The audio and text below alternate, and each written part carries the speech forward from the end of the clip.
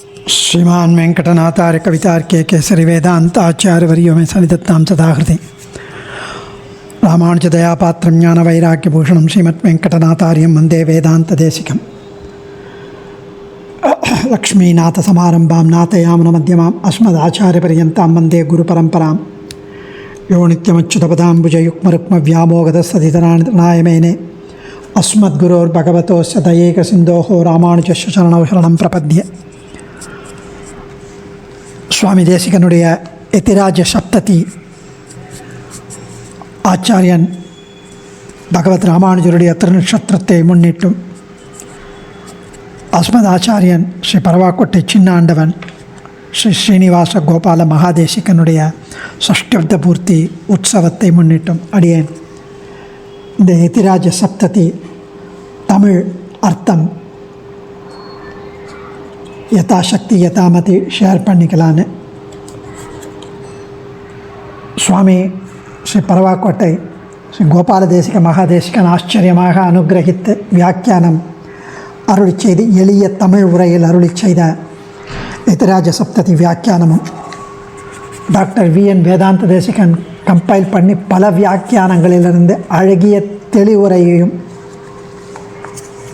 மற்றும் சுவாமி ஸ்ரீ வீராபுரம் கோயில் சப்தம் வங்கீபுரம் நியாய வேதாந்த வித்வான் ஷடகோபாச்சார் சுவாமி அருளி செய்த வியாக்கியானத்தையும் ஸ்ரீ ராமதேசிகாச்சார் அருளி செய்த வியாக்கியானத்தையும் ஏதோ முடிஞ்ச அளவு சேர்ந்து அனுபவிக்கலாம் அப்படின்ற ஒரு நைப்பாசையில் அடியேன் இந்த சாகச காரியத்தில் இறங்குகிறேன். ஆச்சாரியன் அனுகிரகம் இது இனிதாக நிறைவேற வேண்டும். எத்கிஞ்சித் பகவத் பாகவத ஆச்சாரிய கைங்கரியமாக இதை அடியேன் செய்ய விரும்புகிறேன், ஆசைப்படுகிறேன். குருவி தலையில் பனங்காய் மாதிரி இருந்தாலும் இது வாக்கு செய்த பலன் கைங்கரியம், வாச்சிக்க கைங்கரியமாக. இந்த எதிராஜ சப்ததியில் நேற்றைய தினம் அவதாரிக்கை அனுபவித்தோம். இன்றைக்கி அவதாரிக்கைக்கு அடுத்தது முதல் ஸ்லோகத்தில் பிரவேசிக்கிறோம். கமப்யாத்யம் குரும் வந்தே கமலாகிருகமே தினம் பிரவக்தா சந்தசாம் வக்தா பஞ்சராத்திரஸ்ய யஸ்வயம்.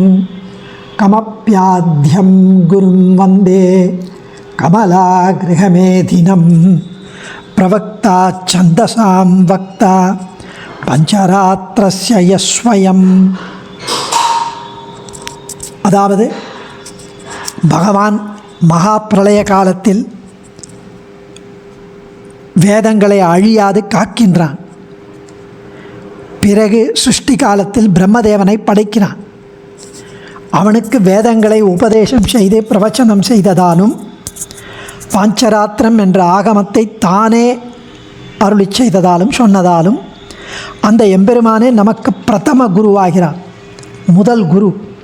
அந்த முதல் குருவான ஸ்ரீமன் நாராயணனை சேவிக்கிறேன் என்பது கருத்து. யகா எந்த பகவான் சந்தசாம் வேதங்களை பிரவக்தா பிரவச்சனம் செய்தானோ, ஸ்வயம் தானே பஞ்சராத்திரஸ்ய பாஞ்சராத்திரம் என்னும் ஆகமத்தை வக்தா சொன்னானோ, கம் அபி ஒப்பற்றவனாயும் ஆத்யம் குரும் ஆதி குருவான முதல் குருவானவனுமான தம் அந்த கமலாகிருகமே தினம் கமலாகிருகத்தின் பத்தியான லக்ஷ்மி பத்தியான எம்பெருமானை வந்தே சேவிக்கிறேன் என்கிறார் சுவாமி. எம்பெருமானுக்கு வந்தனம் செய்கிறார். முதலில் முதலாச்சாரியனான எம்பெருமான் தொடங்கி பெரிய நம்பி வரை உள்ள ஆச்சாரியர்களை ஒவ்வொரு ஸ்லோகத்தால் துதித்து பின்னர் ஸ்ரீ பாஷ்யக்காரருடைய பெருமைகளை இந்த ஸ்தோத்திரம் முழுவதும் புகழ்கின்றார் சுவாமி தேசிகன். பெரிய பிராட்டியாரை ஒரு க்ஷணமும் பிரியாமல் நின்று அவளோடு இல்லறம் நடத்துபவன் கமலா கிரகமே தினம் என்ற ஸ்ரீயப்பதியான கமலாபதியான சர்வேஸ்வரனான எம்பெருமான். அவன் முதலில் பிரம்மனை படைத்து அவனுக்கு வேதங்களை உபதேசிக்கிறான். ஸ்ரீ பாஞ்சராத்திரம் என்னும் சாஸ்திரத்தை முழுதும் தானே தன் திருவாயினால் வெளியிட்டு அருளினான். ஆதலின் அவனே எல்லோருக்கும் முதலாச்சாரியன். அவனை முதலில் வணங்குகிறேன் என்கிறார் சுவாமி. சுவாமி ஸ்ரீ பரவாக்கோட்டை ஸ்ரீமதாண்டவன் ஸ்ரீ கோபால தேசிக மகாதேசிகன் அருளி செய்தது ரொம்ப ஆச்சரியமான தெளிவுரை. அதில் முதல்ல அவர் ஸ்ரீமுகத்திலேயே அழகாக தெரிவிக்கிறார். அதாவது வையாக்கரணர்கள் மகாராஜ்யம் வா கர்த்தவியம் மகாபாஷ்யம் வா பఠனீயம் என்பர். அதாவது வியாக்கரணத்தில் மகாபாஷ்யம் தான் உயர்ந்தது, சிறந்ததான். அது அவ்வளவு கம்பீரமானதான் வியாக்கரணத்தில். அதே போல் வேதாந்தத்தில் ஸ்ரீபாஷ்யமும் மிகவும் உயர்ந்தது, மிகவும் கம்பீரமானது. வேதாந்தத்தில் நம் பகவத் ராமானுஜர் அருளி செய்த ஸ்ரீபாஷ்யம்.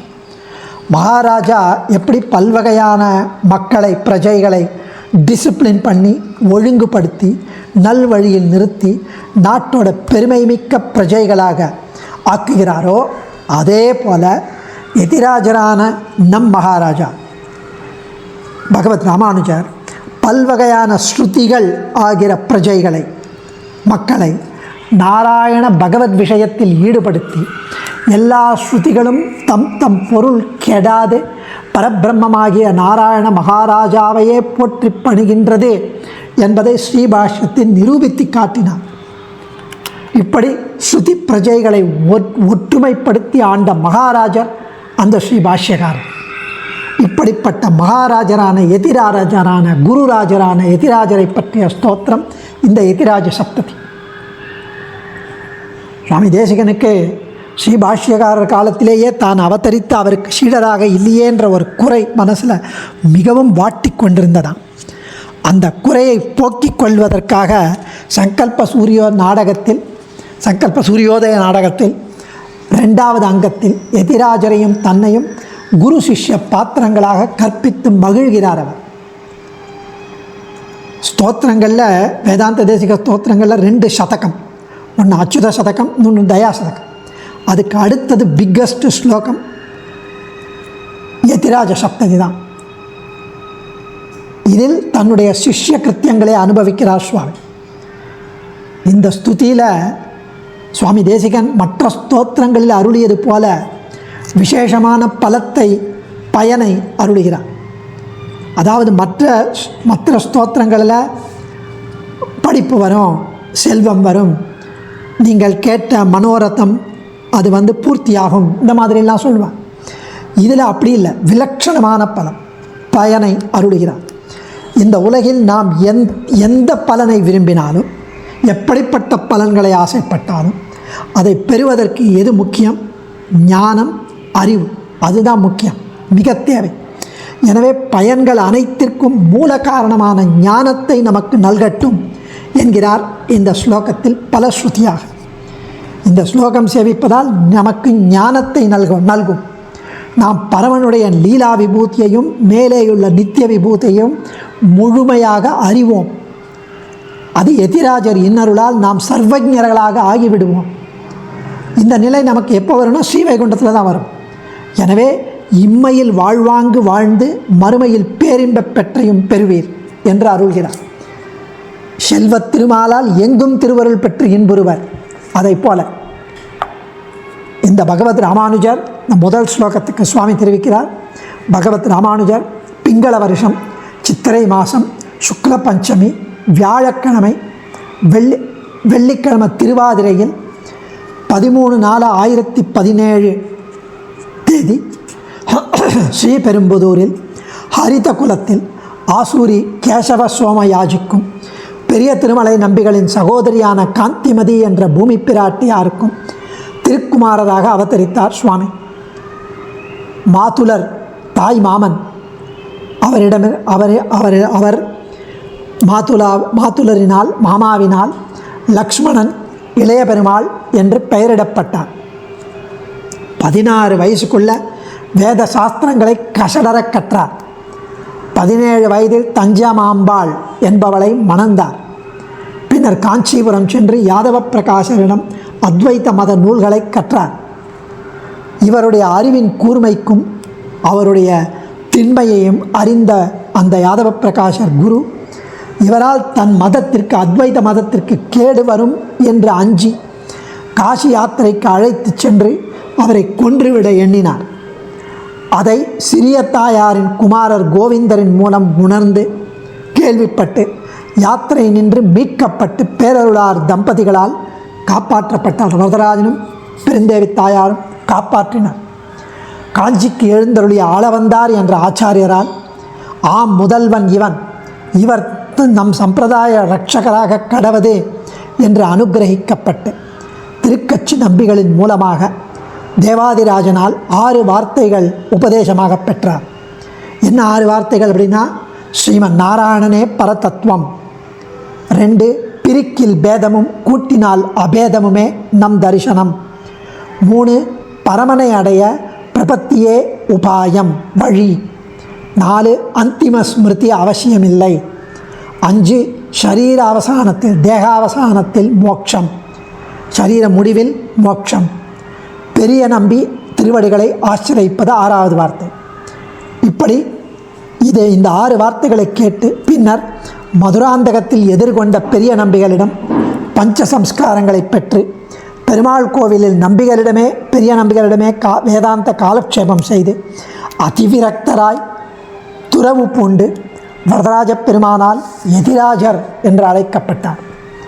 குரத்தாழ்வான் போன்ற சீடர்களுடன் ஸ்ரீரங்கம் எழுந்தருளி திவ்ய தம்பதிகளை சேவித்து மங்களாசாசனம் செய்த பொழுது பெரிய பெருமாளால் நம் உடையவர் என்று அனுகிரகிக்க பெற்றார். கோயில் நிர்வாகத்தையும் நியமிக்க அதையும் ஏற்றார். உடையவர் வகுத்தளித்த நடைமுறைகளே இன்றளவும் பின்பற்றப்படுவதை அந்த கோவிலில் காணலாம். திருக்கோஷ்டியூர் நம்பிகளிடம் விடாமுயற்சியுடன் கிட்டத்தட்ட 14 தடவை சென்று சிஷ்யராகி அஷ்டாட்சர சர்மஸ்லோகங்களின் இரகசியார்த்தங்களை உபதேசம் பெற்றார். ஆசையுடையோரெல்லாம் வாரீர் என்ற அந்த மந்திரார்த்தத்தை அவ்வூர் கோயிலின் அஷ்டாங்க விமானத்திலிருந்து பக்தரான பொதுமக்களை கூப்பிட்டு அழைத்து அவர்களும் வீடு பேறு பெற்று உய்ய வேண்டும் என்ற தனது உயர்ந்த பெருநோக்கத்தை வெளிக்காட்டினார். இவரது பரோபகார சிந்தையை பாராட்டி திருக்கோஷ்டியூர் நம்பியே ஆச்சரியப்பட்டு புலகாங்கிதம் அடைந்து ஸ்ரீ வைஷ்ணவ சித்தாந்தத்திற்கு ராமானுஜ தர்சனம் என பெயரிட்டார். இவருடைய கருணை செயலினின்று நாமும் உபதேசம் பெற்றோம். இவர் எம்பெருமானாரோ என்று வியந்தாராம் திருக்கோஷ்டியூர் நம்பி. அன்று முதல் எம்பெருமானார் என அழைக்கப்படலானார். பிறகு வடதேசம் சென்று காஷ்மீரில் போதாயன விருத்தியை பெற்று பிரம்மசூத்திர பாஷ்யம், வேதாந்த சாரம், வேதாந்த தீபம், வேதார்த்த சங்கிரகம் போன்ற நூல்களை இயற்றி ஆளவந்தாரின் கனவை நனவாக்கினார். அந்த பிரம்மசூத்திர பாஷ்யத்தை கேட்டு சரஸ்வதி தேவி அதற்கு ஸ்ரீபாஷ்யம் என்று பெயரிட்டு உடையவருக்கு ஸ்ரீ பாஷ்யகாரர் என்று திருநாமமிட்டு தான் ஆராதித்த ஸ்ரீ லக்ஷ்மி ஹயக்ரீவனை அவருக்கு கொடுத்து அளித்து அருளினார். பங்குனி உத்தரத்தின் போது திவ்ய தம்பதிகளின் சேர்த்தியில் அனுபவித்து கத்தியத்ரயத்தை அனுசந்தித்து பிரபத்தி அனுஷ்டான கிரமத்தை நமக்கு காட்டி தானும் கிருதார்த்தரானார். நித்தியம் என்னும் நூலினால் பரமைகாந்திகளின் திரு ஆராதன முறையை சிக்ஷித்தார், சொல்லிக் கொடுத்தார். சிஷ்யரான பிள்ளானை திருவாய்மொழிக்கு உணர ஆச்சரியமாக அந்த திருவாய்மொழியை அனுபவித்த ஆழங்கால் பட்ட பிள்ளானை அதற்கு 6000 படி திருவாய்மொழிக்கு வியாக்கியானம் 6000 படி எழுத நியமித்து அவருக்கு திருக்குறுகை பிரான் பிள்ளான் என்றும் அவர் உரைக்கு பகவத் விஷயம் என்றும் திருநாமம் சாற்றியபடி 74 சிம்மாசனாதிபதிகளை நியமித்து ஸ்ரீ விசிஷ்டாத்வைத மத பிரச்சாரத்திற்கு வித்திட்டாயிற்று. இவ்வாறு ஸ்ரீ வைஷ்ணவ இந்த சமூகத்திற்கு பிராப்பியராயும் பிராபகராயும் குருவாயும் குல தெய்வதமாயும் விளங்கிய யதிராஜரை 70 ஸ்லோகங்களால் துதிக்க புகுந்த சுவாமி தேசிகன் அசாவசாவிதி ஸ்ருதிக்கு இணங்க யதிராஜரின் ஸ்ரீ சூக்திகள் அனைத்தும் பரமபுருஷனையே இலக்காக கொண்டபடியாலும் ஆச்சாரிய பரம்பரையில் பிரதம குருவான ஸ்ரீமன் நாராயணனை முதலில் துதிக்கத் தொடங்கிறார். என்னுயிர் தந்தளித்தவரை சரணம் புக்கு யானடைவே அவர் குருக்கள் நிறைய வணங்கி பின்னருளால் பெரும்போதூர் வந்தவள்ளல் பெரிய நம்பி ஆள வந்தால் மணக்கால் நம்பி நன்னெறிய அவர் குறைத்த உய்யக் கொண்டார் நாதமுனி சடகோபன் சேனைநாதன் இன்னமுதத் திருமகளென்று இவரை முன்னிட்டு எம்பெருமான் திருவடிகளை அடைகின்றேனே என்ற அதிகார சங்கரத்தில் ஆச்சரியமாக தேசிகன் அருளி செய்தபடி இங்கு பிரதம குருவான ஸ்ரீமன் நாராயணன் என்று ஆரம்பிக்கிறார். சுவாமி தேசிகன் தனது மாமாவான ஆத்ரேய ராமானுஜாச்சாரியார் என்னும் அப்புள்ளாரிடம் வேத வேதாந்தங்களையும் பிற சாஸ்திரங்களையும் சம்பிரதாயங்களையும் கசடர கற்றவர். அவ்வாறு பயின்ற பொருள்களுக்கெல்லாம் மூலமாக திகழ்வது ஆச்சாரிய தன்மைக்கே எல்லை நிலமாக விளங்கிய பகவத் ராமானுஜர் யதிராஜருடைய ஸ்ரீசூக்திகள் ஆகிய ஸ்ரீபாஷ்யம் போன்ற நூல்களே. இவற்றில் அறியப்படுபவை அனைத்தும் எம்பெருமான் தொடங்கி யதிராஜர் வரை இடையராத உபதேச பரம்பரையாலேயே வந்தவை எல்லாமே. எனவே ஸ்ரீ லக்ஷ்மிநாதன் தொடங்கி யதிராஜர் வரையுள்ள ஆச்சாரிய பரம்பரையை இதயத்தில் அடங்காத அபரிமிதமான பக்தி வெள்ளத்தில் மூழ்கியவராய் துதிக்க ஆரம்பிக்கிறார் யதிராஜ சப்ததியை. அப்படி தொடங்கியவருக்கு நாக்கு எழவில்லை. ஏன்? எம்பெருமான் விசித்திரமான சக்தியை, ஆற்றலை உடையவன். அனைத்தையும் ஆக்கியும் காத்தும் அழித்தும் விளையாடுபவன். அவன் எங்கும் இருப்பவன், நீக்கமர நிறைந்து.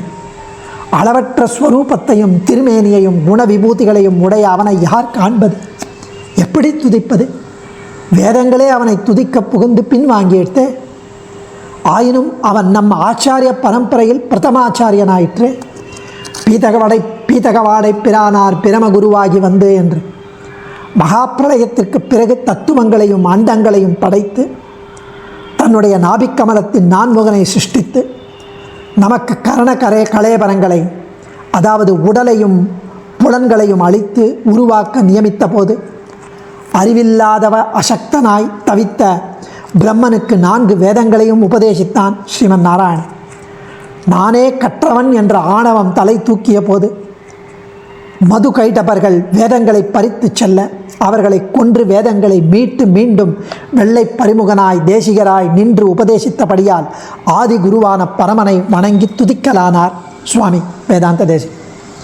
உபதேச பரம்பரையாக ஞான தனம் தன் வரை கிடைக்க பரமோபகாரம் செய்தவள் புருஷகார பூத்தையான பிராட்டி. இவளோடு சிறிதும் பிரியாத திருமார்பனாய் சேர்ந்தே சேஷியாய் நம் தியானத்திற்கும் சாட்சியாய் நம் தியானத்திற்கும் சாட்சா்காரத்திற்கும் இலக்காகிறவன் ஸ்ரீயப்பதியான ஆதிகுரு. இவன் வேதங்களை மாத்திரம் வெளியிட்டவன் அல்லன். இவனை அடைவதற்கு உபாயமான ஆராதன கிரமத்தை பாஞ்சராத்திர ஆகமத்தின் மூலமாகவும் கர்மஞான பக்தி பிரபத்தி யோகங்களை கீதையின் மூலமாகவும் தன்னுடைய திருவாய் மலர்ந்து உபதேசித்த ஆதிகுரு அவனை வணங்குகின்றேன் என்று தெரிவிக்கிறார் சுவாமி. இப்படி ஆச்சரியமான ஸ்லோகம். முதல் ஸ்லோகம், கமப்பியாத்யம் குரும் வந்தே கமலா கிருகமே தினம் பிரவக்தா சந்தசாம் வக்தா பஞ்சராத்திரஸ்ய யஸ்வயம். சுவாமி டாக்டர் வி.என். வேதாந்த தேசிகன் 5 வியாக்கியானத்திலேருந்து பரவாக்கோட்டை ஆண்டவன் வியாக்கியானத்தையும் சேர்த்து ஒரு ஆச்சரியமான அக்கார அடிசில் மாதிரி கொடுத்திருக்கிறார். யதிராஜ சப்தத்தினா 70. இந்த ஸ்தோத்திரம் 74 ஸ்லோகங்கள் ஆச்சே. ஏன் அப்படின்னா 74 என்பது பொருட்செறிவான எண். ஸ்ரீ ராமானுஜ சித்தாந்தம் 74 சிம்மாசனாதிபதிகள் மூலம் வளர்க்கப்பட்டதாச்சே. அதனால் 74 ஸ்லோகங்களா. நம் போன்ற ஸ்ரீ வைஷ்ணவர்கள் தத்தம் குல ஆபிஜாத்தியம் பற்றி நியாயமான பெருமை கொண்டிருப்பவர்கள். இந்த ஸ்தோத்திர அனுசந்தானம் ஆபிஜாத்திய பெருமை கூறிக்கொள்ளும் அனைவருக்கும் அவசியமான கடமை. அப்படியே நம்ம குரு சந்ததி அப்புறம் யதிராஜரை சேவிப்பது நம் கடமை. இப்படி இந்த ஸ்லோகத்தில் நமக்கு சம்பிரதாய அறிவு குரு பரம்பரை கிரமமாக வந்துள்ளது. ஒருவன் தான் தோன்றியாக எதையும் கண்டுபிடித்து அறிந்து சொல்லிவிடவில்லை நம் சம்பிரதாயத்தை. ஆகவே நமது ஆச்சாரிய பரம்பரையை கிரமமாக வணங்குவது மரபு. அஸ்மத் ஆச்சாரிய பரியந்தாம் வந்தே குரு பரம்பராம் என்று வேதமே இதை வலியுறுத்துகிறது. பகவானிலிருந்து இவர் எனக்கு ஆச்சாரியன் என்று அனுசந்திக்க வேண்டியது அவசியம். லக்ஷ்மிநாத சமாரம்பாம் நாத யாமுன மத்தியமா. லக்ஷ்மிநாதன் ஆரம்பித்து நாத யாமுன நடுவில் அஸ்மத் ஆச்சாரியன் நம்ம ஆச்சாரியன் வரைக்கும் வந்தே குரு பரம்பரா பிரகிருதம் ஆச்சாரியன் வரைக்கும். சுவாமி கூரத்தாழ்வானுடைய ஸ்லோகம் இது. நமக்கு நித்தியானுசந்தானத்தில் வருவது.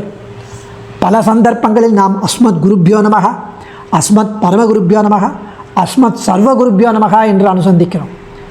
ஆளவந்தா ஸ்தோத்திரத்தில் ஸ்தோத்திர ரத்னத்திலையும் அவர் நாதமுனிகள், பராசரர், நம்மாழ்வார், நம் ஆதி குரு குலபதி இவர்களுக்கு வந்தனம் என்கிறார், அனுசந்திக்கிறார்.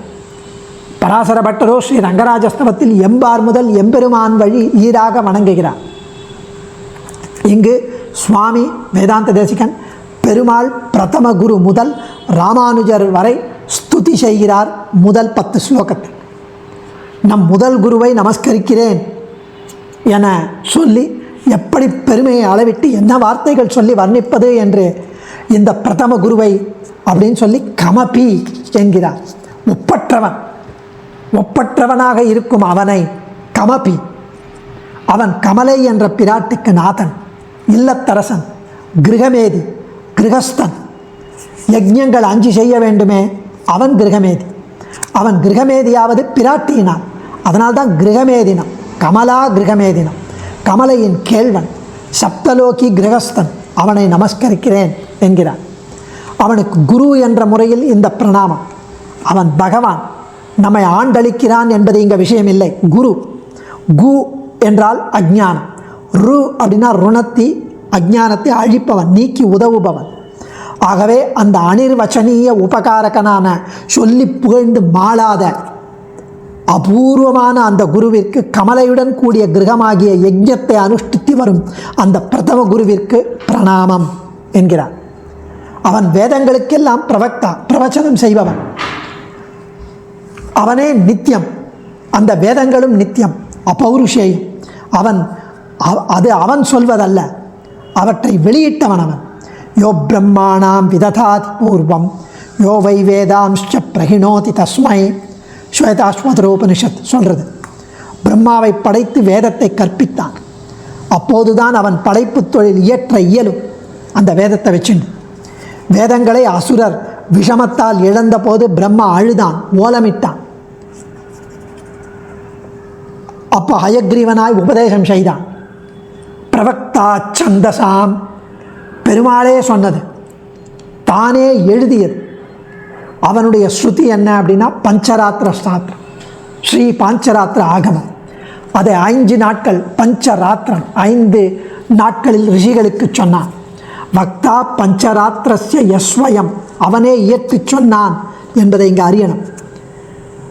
ஸ்ரீபாஷ்யத்தை 30 தடவைக்கு மேலாக உபன்யசித்து நம்ம சுவாமி தேசிகன், காலக்ஷேபம் செய்த நம் சுவாமி தேசிகன் பக்தி நன்றி உணர்ச்சி பெருக்கால் இந்த எதிராஜ சப்ததி செய்ய தூண்டப்பட்டார் போல உபாசிய தேவதையின் குணங்கள் ஒருவன் மௌனத்தை கலைத்து பாட வைக்கும் என்பதை கோதாசுதியிலேயே தெரிவிக்கிறார். மௌனத்ருகோ முகரயந்தி குணாஸ்துவதீயாகான். அதுபோல தான் இங்கும் அந்த ஸ்ரீபாஷ்யத்தினுடைய தாக்கம் அவரை எதிராஜ சப்ததி செய்ய வைத்தது. கமப்பி ஆத்தியம், இது இன்னதென்று சொல்லி மாளாத ஒப்பற்றவனான அனிர்வச்சனீயனான பெருமை உடைய. கமப்பியன் அவதிம் வந்தேன் தயா சதகத்தில் 9வது ஸ்லோகத்தில் தெரிவித்த மாதிரி இங்கே கமப்பியாத்தியம். இல்லத்தரசியினால்தான் தலைவன், யஜ்ஞத்துக்கு தகுதி பெறுகிறான் பிராட்டியால், மனைவியால். பிராட்டியால் தான் பெருமாளுக்கு இல்லத்தரசன் என்ற பெருமை. ஸ்ரீ இல்லாமல் ஸ்ரீயப்பதிக்கு பெருமை கிடையாது. அதனால் அவளுக்கு அடுத்த ஸ்லோகம் தனியாக வரும். ஆனால் இந்த ஸ்லோகத்தில் சேர்த்து அனுபவிக்கிறார். கமலா கிரகமேதி என்ற அடைமொழி. வேத விஷயத்தில் பெருமாள் வெறும் அத்தியாபகன், உபாத்தியாயர், கர்த்தா இல்லை வேத விஷயத்தில். ஆனால் பாஞ்சராத்திர விஷயத்தில் பெருமாள் கர்த்தா.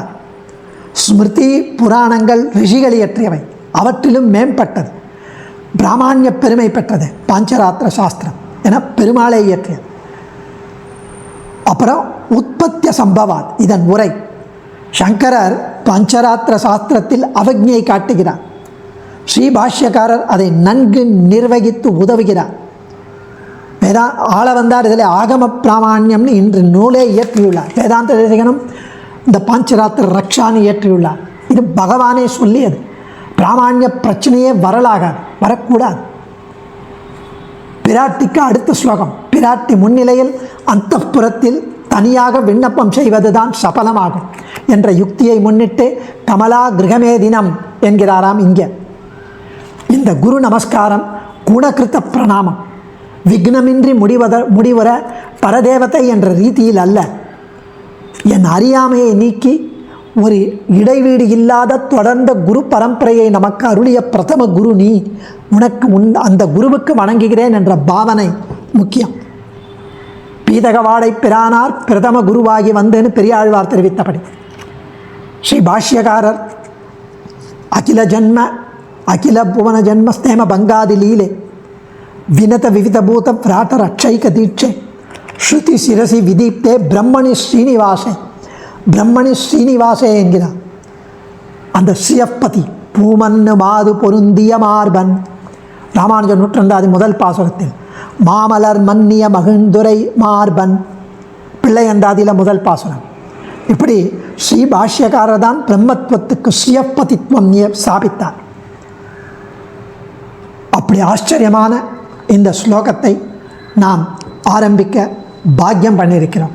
அடியேன் தன்யோஸ்மி. கவிதார்க்கிக சிம்ஹாய கல்யாண குணசாலினே ஸ்ரீமதே வெங்கடேஷாய வேதாந்த குரவே நமக. ஆச்சாரியன் திருவடிகளே சரணம்.